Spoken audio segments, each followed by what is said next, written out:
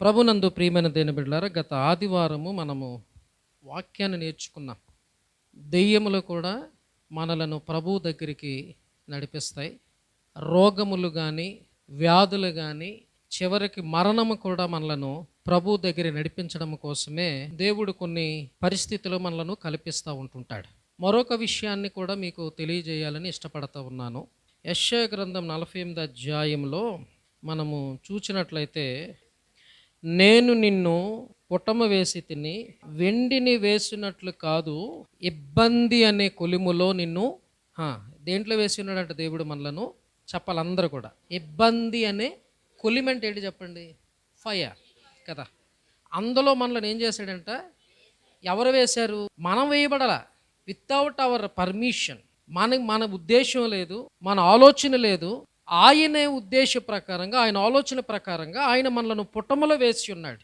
దేని కొరకలంటే పరీక్షించడానికి, పరిశోధించడానికి. దేనికి పరిశోధించడానికి, దేనిలో పరీక్షించడానికి అంటే 11 వచనం అంటాడు, నా నిమిత్తమే అలాగు చేసి ఉన్నాను. దేవుని స్తోత్రం. ఎవరి నిమిత్తమంట? నా నిమిత్తమే మిమ్మల్ని ఎందులో వేసి ఉన్నాను? పుటములో వేసి ఉన్నాను.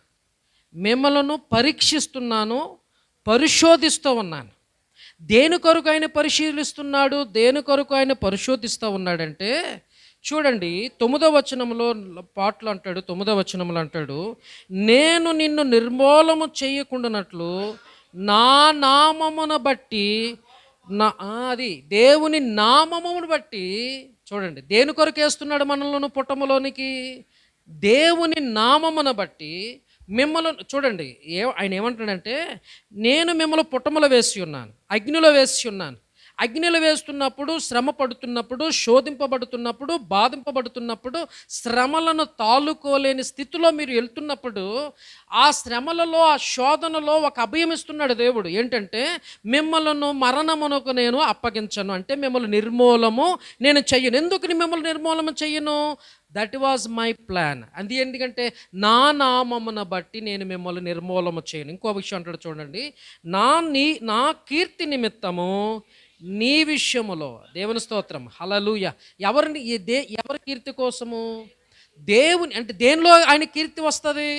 మనము మనలను పుటం వేసినప్పుడు, మనలను శోధిస్తున్నప్పుడు, మనలను పరిశీలిస్తున్నప్పుడు, మనలను పరిశోధిస్తున్నప్పుడు, మనం కష్టపడుతున్నప్పుడు, మనము కన్నీరు కారుస్తున్నప్పుడు, మనము దేవుని దగ్గరికి వచ్చి అంగలారుస్తున్నప్పుడు, ఆయన కీర్తి ప్రచురపరచడం కోసం. దేవుని స్తోత్రం. ఎవరి కీర్తి అంట? దేవుని కీర్తి ప్రచురింపబడుట కోసము మనలను పుటములో వేస్తూ ఉన్నాడు. ఇంకో విషయం చెప్తాను చూడండి, 11వ వచనము, నా నిమిత్తం అలాగ చేసేదును, నా నామము అపవిత్రపరచబడిన యెడల నా మహిమను. హల్లెలూయా. దేని కొరకంట? దేవుని యొక్క మహిమ కనపరచబడాలి. ఎందుకు మనలను పుటములు వేస్తున్నాడంటే, చదవండి, మన 8వ వచనము చూద్దాం. చూడండి 8వ వచనము చదవండి. పూర్వము నుండి మన చెవి ఏమవ్వలేదంట? తెరవబడలేదు. నీవు అపనమ్మకస్తుడవై నీ తల్లి గర్భమున పుట్టినది మొదలుకొని తిరుగుబాటు చేయువాడవని అనిపించుకుంటువని నాకు తెలియను. చూడండి, వాట్ ఈజ్ అవర్ క్యారెక్టర్? ఏంటి మన యొక్క క్యారెక్టర్ ఏంటి? ఎప్పటి నుంచి అది? తల్లి గర్భములో ఇంకా పిండముగా రూపింప మునిపే దేవుడు నిన్ను బాగుగా ఎరిగిన దేవుడు. నీ క్యారెక్టర్ ఏంటి? నీ గుణం ఏంటి? తిరుగుబాటు స్వభావం, అపవిత్రమైన స్వభావం, అపనమ్మకమైన వాడువు నువ్వు.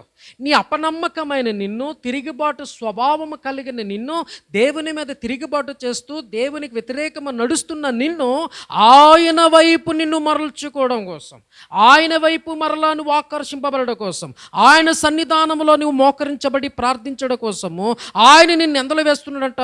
పుటములో వేసి నిన్ను పరిశీలిస్తూ ఉన్నాడు. చాలా జాగ్రత్తగా గమనించాలి. కొన్ని సమయాల్లో కొన్ని పరిస్థితుల్లో మనం ఇబ్బంది పాలవుతుంటుంటాం, తెలియకుండానే మనం శ్రమల పాలవుతుంటుంటాం. కొన్ని సమయాల్లో మనం తెలియకుండానే ఇబ్బంది పాలవుతుంటుంటాం. ఎందుకు వస్తుందో ఆ శ్రమ తెలియదు, ఎందుకు వస్తుందో ఆ శోధన తెలియదు. దేవుని బిడ్డలారా ఒకసారి గమనించండి, ఆ యొక్క శోధన వెనక, ఆ యొక్క వేదన వెనక, ఆ శ్రమ వెనక you should understand the plan of God. నీ దేవుని ఉద్దేశాన్ని తెలుసుకోవాలి. ఏంటయ్యా నేను శ్రమ పడుతున్నాను, శోధింపబడుతున్నాను, శ్రమ పడడానికి కారణం ఏంటయ్యా అని నువ్వు అర్థం చేసుకున్నప్పుడు, నిజమే నేను ఆ రోజున తప్పు చేసి ఉన్నాను, ఆ రోజున తిరుగుబాటు చేస్తున్నాను, మరలా నేను దేవుని దగ్గరికి మరలా నేను ఏం చేయాలా, రావాలి అనే ఉద్దేశము దేవుని ఉద్దేశమై ఉన్నది కనుక నేను మోకాళ్ళ నుండి ఏం చేయాలా, ప్రార్థన చేయాలి. అల్టిమేట్ ఎక్కడ తీసుకురావడానికి, మనలను దేవుని దగ్గర తీసుకురావడానికి, ప్రార్థనలో ఎదగడానికి, విశ్వాసములో తిరిగి కట్టబడడం కోసము ఈ శోధనలు అనేవి మనకు వస్తుంటాయి. ప్రియులారా, మనం శోధింపబడుతున్నప్పుడు, బాధింపబడుతున్నప్పుడు, రోధింపబడుతున్నప్పుడు, వ్యధనొందుతున్నప్పుడు, కృంగిపోయినప్పుడు మనము కృంగిపోక మనం ఏమవ్వాలి, దేవుని బట్టి మనం ఏం చేయాలా, శక్తిని పొందుకొని, బలం పొందుకొని, ఆ శోధనలో నుండి మనము మేలుకరమైన దానిలోనికి ప్రవేశించడానికి దేవుడు మనలను బలపరుచునగాక. ఆమెన్ చెబుదామా? అందరూ ఆమెన్ చెబుదామా? హల్లెలూయా. మరొక విషయాలు ఏంటంటే, మనలను శత్రువులు కూడా తరుముతా వస్తూ ఉంటుంటారు. మనల్ని ఎవరు తరుముతూ వస్తుంటుంటారు? శత్రువులు తరుముతా వస్తుంటుంటారు. ఏ తప్పు చేయకపోయినా శత్రువులతో. ఇప్పుడు దావీదు తప్పు చేశాడా? దావీదుని దేవుడు అభిషేకించి ఉన్నాడు రాజుగా. అభిషేకించబడిన రాజు అయినటువంటి దావీదు రాజు అవ్వకముందే ఇశ్రాయేలు ప్రజలకి గొప్ప విజయమును తీసుకొచ్చి ఉన్నాడు. ఆ విజయము తీసుకొచ్చినప్పుడు రాజు ఇంటి దగ్గర భోజనం చేస్తున్నప్పుడు సౌలు మీదకి దురాత్మ వచ్చి, అపవిత్రాత్మ వచ్చి దావీదుని ఏం చేయాలనుకున్నాడు, చంపాలనుకున్నాడు. ఆ రోజు నుంచి దావీదు ఏం చేయబడుతున్నాడు, తరమబడుతున్నాడు. ఇప్పుడు దావీదు ఏ తప్పు ఉంది అందులో? దావీదు ఏ పాపం ఉందా? ఏమీ లేదు. అలాగనే మనలను కూడా తరుముతున్నవారు ఉంటుంటారు, మన మీద కూడా పగబెట్టేవారు ఉంటుంటారు, మనలను కూడా దూషించేవారు ఉంటుంటారు, మనలను కూడా అసహించుకునేవారు ఉంటుంటారు. ఎందుకంటే మనము దీవించబడ్డం అనేది మన పొరుగు వాడికి ఇష్టం లేకపోవచ్చు, మనం ఆశీర్వదించబడ్డం అనేది మన ఇంట్లో ఉన్న వారికి ఇష్టం లేకపోవచ్చు, మన బంధువులకి ఇష్టం లేకపోవచ్చు, లేకపోతే నీ కొలీగ్స్కి ఇష్టం లేకపోవచ్చు. వాడు దీవించబడ్డం అంటే వాడు నాశనం కావాలి, వాడు పాడైపోవాలని కోరుకున్న వారు కూడా ఉంటుంటారు. హల్లెలూయా. వాళ్ళు అలాగ కోరుకున్నప్పుడు, అలాగ మనలను పగబెట్టినప్పుడు మనము దేవుని బట్టి ఏం చేయాలా, సంతోషించాలి. దేవుని స్తోత్రం. హల్లెలూయా. వారు మనల్ని తరుముతున్నప్పుడు, అలాగ మనల్ని ద్వేషిస్తున్నప్పుడు, అలాగ మనలను వేరే మాట్లాడుతున్నప్పుడు, దాని వెనకాతల దేవుని యొక్క గొప్ప ప్రణాళిక ఉందని మనం ఏం చేయాలా, తెలుసుకోవాలి. దేవుని స్తోత్రం. హల్లెలూయా. శత్రువు లేని వారందరూ దేవుని స్తోత్రం చెప్పండి. మనకి అంటే ఉన్నారు. మనకి శత్రువులు ఎవరు? దావీదు అంటున్నాడు, నాతోని భోజనం చేసిన వాడే నా మీద ఏమెత్తాడంట, మడమెత్తాడంటే. ఇప్పుడు ఎవరు శత్రువు చెప్పండి? మన ఇంట్లో తిన్నవాడంటే, మన ఇంట్లో తిన్నవాడు అక్క అవ్వచ్చు, అన్ని అవ్వచ్చు, చెల్లి అవ్వచ్చు, బావ అవ్వచ్చు, కోడలు అవ్వచ్చు, అల్లుడు అవ్వచ్చు, అన్ని అవ్వచ్చు, ఇరుగు పొరుగు వారు అవ్వచ్చు కదా, ఎవరైనా అవ్వచ్చు మన శత్రువు. మన శత్రువులు మనల్ని ఏం చేస్తుంటారంట, అసహించుకుంటుంటారు. అలాంటి శత్రువులను నువ్వేం చేయమంటున్నాడు, ప్రేమించాలి. రోమిలి రాసిన పత్రిక 12 అధ్యాయము 17, 18, 19 వచ్చిన త్వరగా రోమిలి రాసిన పత్రిక 12, 17, 19 ఒకళ్ళు అది తీయండి. అలాగనే మరొక వాక్యం ఏంటంటే లోకాసువార్త 6వ అధ్యాయం 27. ఒకరు లోకాసువార్త 6:27 తీయండి, మరొకరు రోమిలి రాసిన పత్రిక 12 అధ్యాయము 17 వచనం తర్వాత చదవండి. కీడుకు ప్రతి కీడు ఎవరికి చెయ్యొద్దు, కీడుకు ప్రతి కీడు ఎవరికి చేయవద్దు, మనుషులందరి దృష్టికి యోగ్యమైన వాటిని గూర్చి ఆలోచన కలిగి ఉండుడి.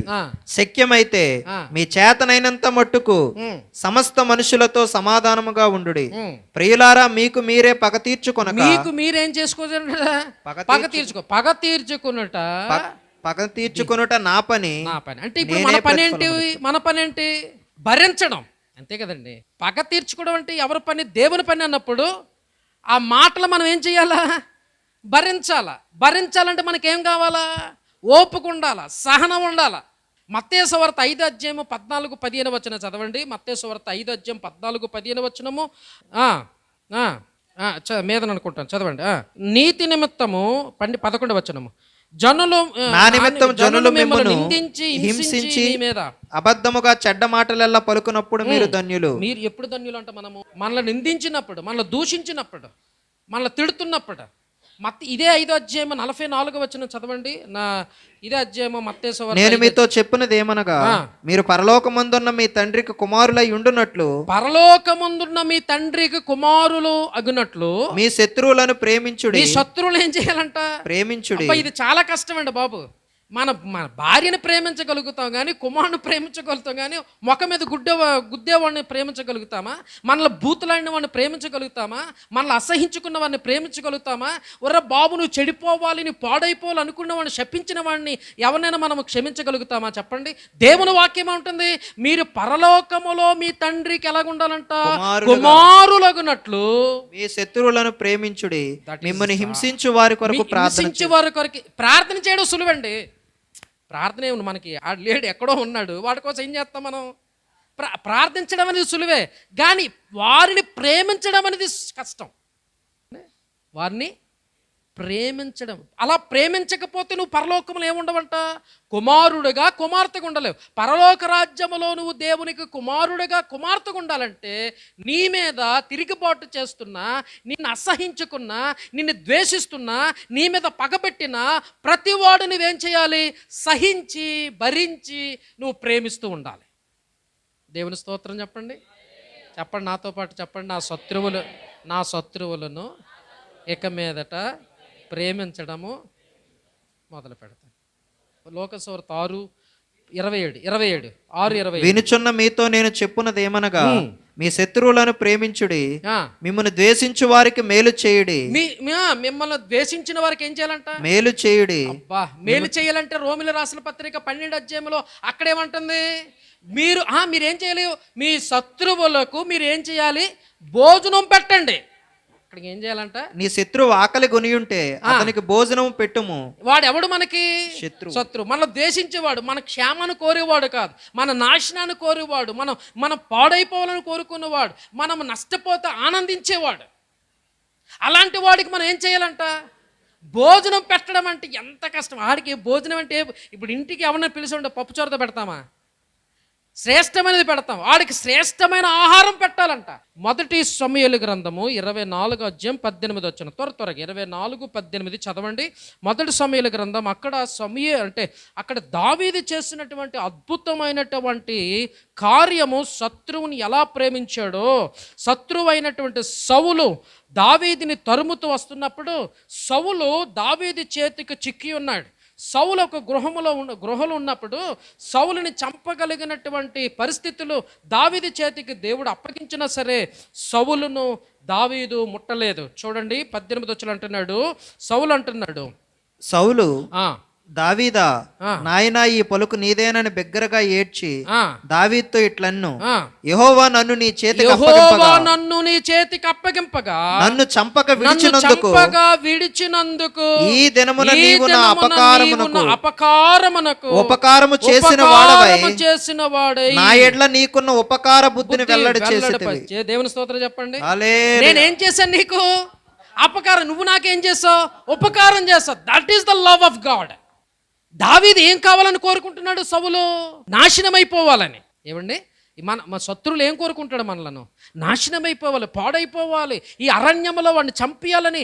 సౌలు మాత్రమే కాదు, మిగతా రాజులు కూడా ప్రేరేపించి తీసుకువెళ్ళి దాడి చేపిస్తూ ఉన్నాడు. ఎక్కడ కూడా నీడ లేకుండా చేసేస్తున్నాడు. అరణ్యంలో తిరుగుతూ ఉన్నాడు, పరిగెడుతూ ఉన్నాడు, అలిసిపోతున్నాడు, సొమ్మసిల్లిపోతున్నాడు. ఈరోజు దేవుడు చూడండి అక్కడ అంటున్నాడు, సౌలు అంటున్నాడు, యెహోవా నీ చేతికి నన్ను అప్పగించి ఉన్నాడు.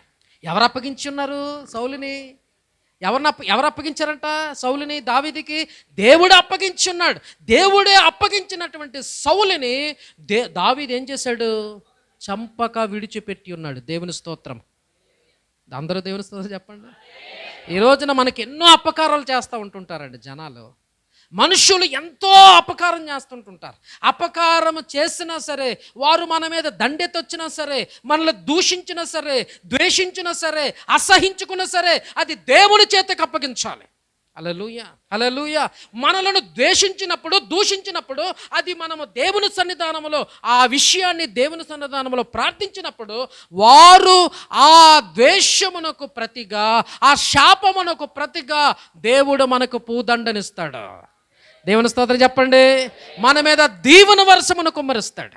మన మీద ఆశీర్వాద వర్షమును కుమ్మరిస్తాడు. నిన్ను ఆశీర్వదించడానికి, నిన్ను దీవించడానికి శత్రువులను కూడా కొన్నిసార్లు దేవుడు ఏం చేసుకుంటాడు, వాడుకుంటాడు. దేవుని స్తోత్రం చెప్పాలి అందరూ కూడా. వాక్యం నమ్మిన వారు, అర్థమైన వారు దేవుని స్తోత్రం చెప్పండి. 2 సమూయేలు గ్రంథము 16:7-10 చదవండి. 2 సమూయేలు గ్రంథము, అక్కడ సిమి ఉంటాడు.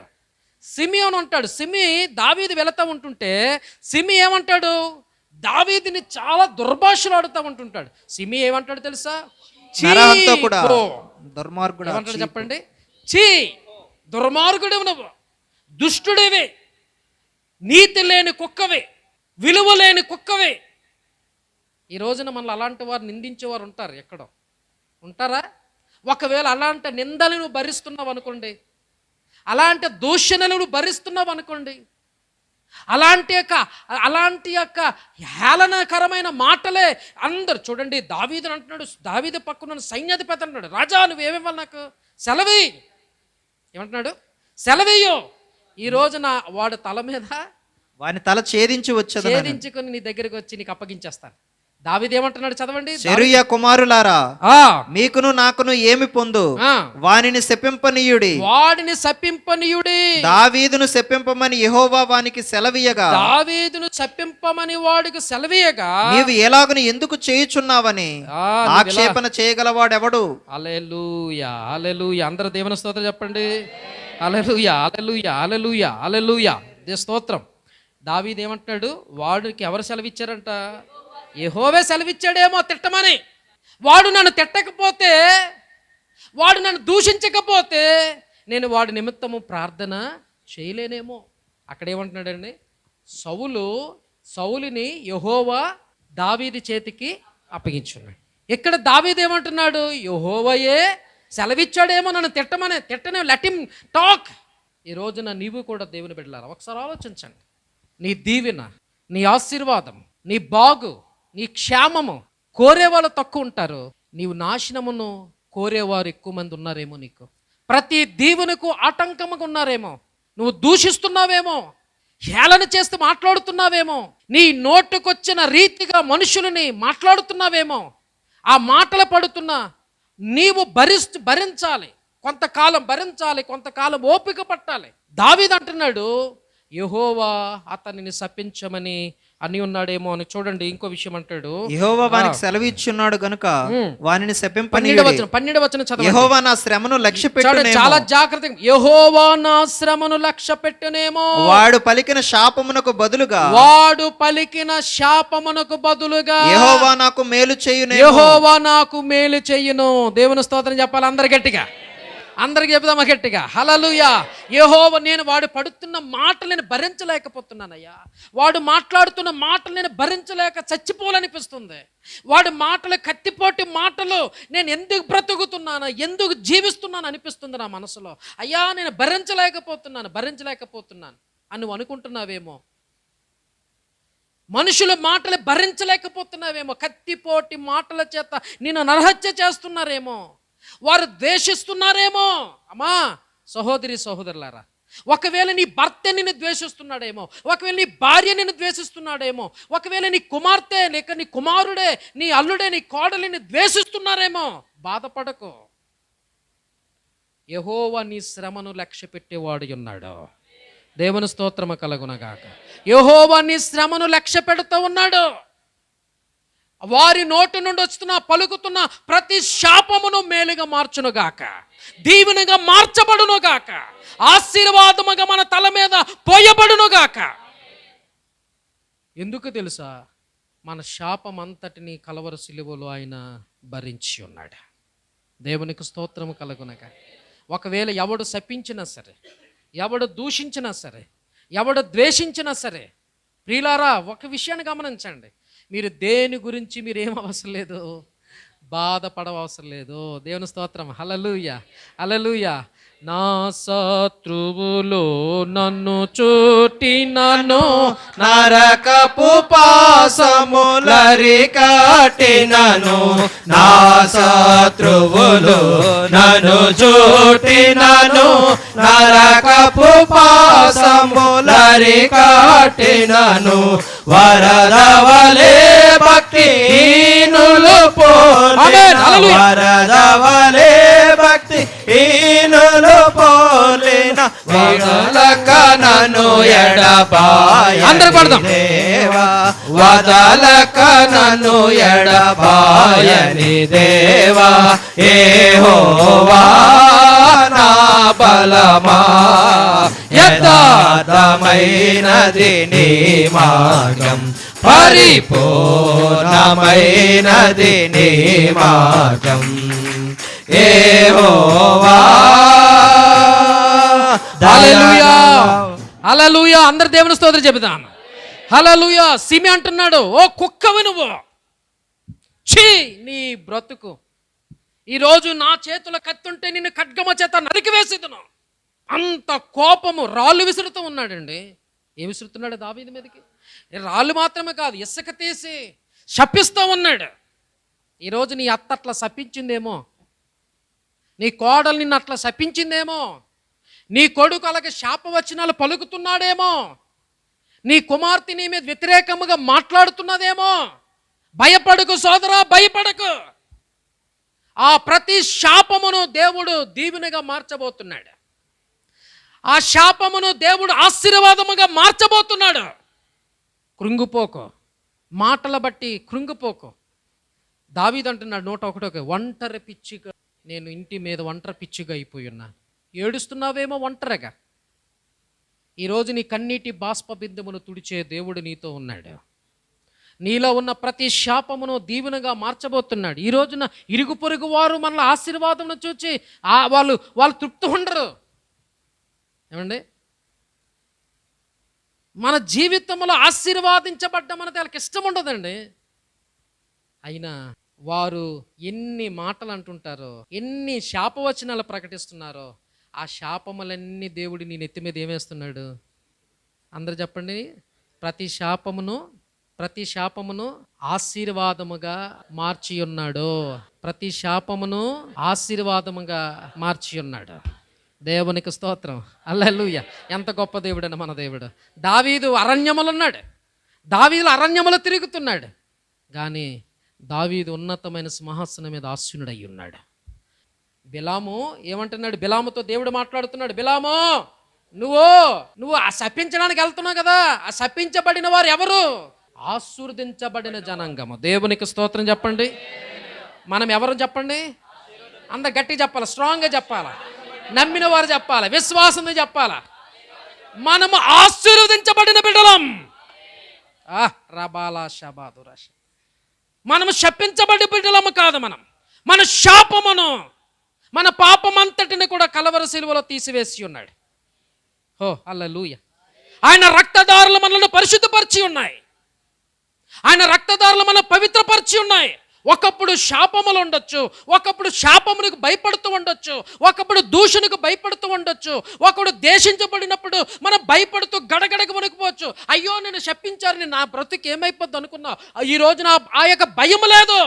ఆ భయం అంతటిని కూడా కలవరి శిలువలో ఏం చేశాడు? యేసు ప్రభువు తీసివేసి ఉన్నాడు. దేవునికి స్తోత్రం కలుగునదిగా. ఆ శాపమును దేవుడు ఏం చేశాడు? ఈ బిలాముతో అంటున్నాడు, ఇశ్రాయేలు ప్రజలు దీవించబడిన వారయ్యా, ఇశ్రాయేలు బిడ్డలు ఆశీర్వదించబడిన బిడ్డలు, వారిని శపించడానికి నేను నీకేమివ్వట్లేదు, అనుమతి ఇవ్వట్లేదు. 24వ అధ్యాయం చూడండి, 24వ అధ్యాయం మొదటి వచనం, 24 మొదటి వచనం. ఇశ్రాయేలీయులను దీవించుట, ఇశ్రాయేలును దీవించుట యెహోవా దృష్టికి మంచిదని, యెహోవా దృష్టికి మంచిదని బిలాము తెలుసుకున్నప్పుడు, బిలాము తెలుసుకున్నాడు. దేవుని స్తోత్రం. హల్లెలూయా.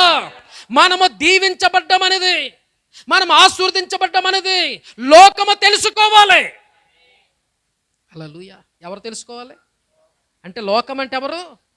మన శత్రువులు తెలుసుకోవాలి. యెహోవా దృష్టికి మనం ఆశీర్వదించబడిన బిడ్డలమని, ఇశ్రాయేలులు దీవించుట యెహోవా దృష్టికి మంచిది. హల్లెలూయా. యెహోవా దృష్టికి మనం దీవించబడ్డం ఏంటంటే చెప్పండి, చెప్పాలి అందరూ. నేను దీవించబడ్డం అనేది చెప్పాలి అందరూ, చెప్పండి. వెనకతలు ముందు ఉన్నారు చెప్పాలి. నేను దీవించబడ్డం అనేది యేసయ్య దృష్టికి చెప్పాలి. ఎవరి వన్ సై దట్. నేను దీవించబడుట యేసయ్య దృష్టికి, నాకు ఉద్యోగం రావుట దేవుని దృష్టికి, నాకు చక్కని వివాహం జరుగుట దేవుని దృష్టికి మంచిది. ఇతరుల గురించి మనం మాట్లాడుకోవచ్చు. ఒకవేళ నీ తోటి సహోదరుని నువ్వు శపించినట్లయితే, ఒకవేళ నీ ఇంట్లో ఉన్న వారిని ఎవరినైనా శపించినట్లయితే, ఆ శాపం అనేది లేదు ఆ ఇంటి మీద అని తెలుసుకోండి. ఆ శాపం ఆ ఇంటి మీద లేదని తెలుసుకోండి. ఎందుకంటే ఆ శాపమును ఎప్పుడో ఆ సిలువలో ఏం చేశాడు, తీసివేసాడు. ఇంకా దేవుని దృష్టికి మనం ఏమవ్వాలి, దీవించబడ్డమే అది దేవుని కృప. హల్లెలూయా. పేతురు రాసిన పత్రిక 3వ అధ్యాయం అనుకుంటాను, ఈ 9వ వచనం అనుకుంటాను. మనం ఆశీర్వాదము కర్తలుగా ఉండుట కొరకు ఆయన మనల్ని ఏం చేశాడంట, పిలిచి ఉన్నాడు. దేని కొరకు పిలిచి ఉన్నాడు, ఆశీర్వాదమునకు వారసులుగా. శాపమునకు వారసులు కాదు, దూషించబడ్డాను కాదు, ద్వేషించబడ్డాను కాదు. మనం దేనికి వారసులము, చెప్పండి, నేను ఆశీర్వాదమునకు వారసుడిని అనండి. చెప్పాల, నేను దేవుని యొక్క ప్రతి ఆశీర్వాదమునకు వారసుడినే. హల్లెలూయా. ఎవడైతే మనం బాగు చూడ్డో, ఎవడైతే మన నాశనాన్ని కోరుతాడో, ఎవడైతే మనము ఎదగకూడదు అనుకుంటాడో, వాడందరి ఎదుట దేవుడు ఉన్నతమైన స్థితిలో పెడతాడు. మనం కృంగిపోకూడదండి. మనల్ని విమర్శించిన వారు ఉంటారు, మనల్ని దూషించేవారు ఉంటారు, ద్వేషించేవారు ఉంటారు, అసహించుకున్న వారు ఉంటారు, మనల్ని నానా రకాల తిట్టేవారు ఉంటారు. అయినా మనం ఏమవ్వకూడదు, బాధపడకూడదు. ఎందుకంటే నా మీద దేవుని ఆశీర్వాద వచనం ఉంది. దేవుని స్తోత్రం చెప్పండి. నా మీద ఉన్న ప్రతి శాపమును దేవుడు తొలగించి ఉన్నాడు. నేను ఆశీర్వాదమునకు హక్కుదారుడిని, నేను ప్రతి ఆశీర్వాదమునకు వారసుడిని అని నమ్మిన వారందరూ కూడా మోకాలు వేయండి. ప్రార్థన చేద్దాం, ప్రార్థన చేద్దాము. అందరి స్తోత్రం, అందరూ కూడా మోకాలు వేయండి. అయ్యా, నా మీద ఉన్న ప్రతి శాపము తొలగింపబడును గాక, నా మీద ఉన్న ప్రతి శాపపు యొక్క జాడలు తొలగింపబడును గాక, నా మీద దీవెన వచ్చును గాక. అందరూ నోటితో చెప్పండి, అందరూ కూడా నోటితో చెప్పండి. అయ్యా, నా మీద శాపము తొలగింపబడును గాక. అందరూ అనండి. అయ్యా, యవ్వన బిడ్డలు అందరూ, ప్రతి ఒక్కరు కూడా నువ్వు 2 చేతుల పైకెత్తి. నేను ఇంతవరకు నన్ను ద్వేషించేవారు అనేక మంది, నన్ను దూషించేవారు, నన్ను హేళన చేసిన వారు, నన్ను తిట్టేవారు, నేను నా నాశనాన్ని కోరేవారు, నా పతనాన్ని కోరేవారు, నేను పతనం అవుతే చూసి ఆనందించేవారు, నా నాశనాన్ని చూసి ఆనందించేవారు కొన్ని వేల మంది ఉన్నారయ్యా. అయ్యా, నా పొరుగువారు కావచ్చు, నా ఇంట్లో ఉన్నవారు కావచ్చు, నా స్నేహితులు కావచ్చు, వీరందరూ నన్ను ఎంతగా ద్వేషించినా, ఎంతగా దూషించినా, తండ్రి అయ్యా, యేసయ్యా, ఆ శాపమంతటిని నా మీద నుంచి దొర్లించావు, ఆ శాపమంతటిని నా మీద దొర్లించి ఉన్నారు తండ్రి. నేను దీవునికి వారసుడినై ఉన్నాను, ఆశీర్వాదమునకు వారసుడై. చెప్పండి యేసయ్య, చెప్పండి అందరు కూడా. నా శాపము, నా మీద ఉన్న శాపము తొలగించి నేను ఆశీర్వాదమునకు వారసులై ఉన్నాను. ఆశీర్వాదానికి నేను దీవునికరమై మార్చబడి ఉన్నాను. నేను ఆశీర్వాదము, నేను దీవించబడ్డము కాదయ్యా, నేను ఆశీర్వదించబడ్డము కాదయ్యా. నా ద్వారా అనేక మంది దీవించబడునుగాక, నా ద్వారా అనేక మంది ఆశీర్వదించబడునుగాక, నా ద్వారా అనేక మంది స్వస్థపరచబడునుగాక, నా ద్వారా అనేక మంది సమాధానము పొందునుగాక, నా ద్వారా అనేక మంది కుటుంబములు కట్టబడునుగాక. హల్లెలూయా, హల్లెలూయా, హల్లెలూయా, హల్లెలూయా, హల్లెలూయా, హల్లెలూయా, హల్లెలూయా, హల్లెలూయా, హల్లెలూయా, హల్లెలూయా. యేసయ్యానికి వందనాలు, యేసయ్యానికి వందనాలు, యేసయ్యానికి స్తోత్రం, యేసయ్యానికి స్తోత్రం, స్తోత్రం, స్తోత్రం, స్తోత్రం, స్తోత్రం, స్తోత్రం. అందరూ ఎలుగెత్తి దేవునికి స్తోత్రం చెప్పండి.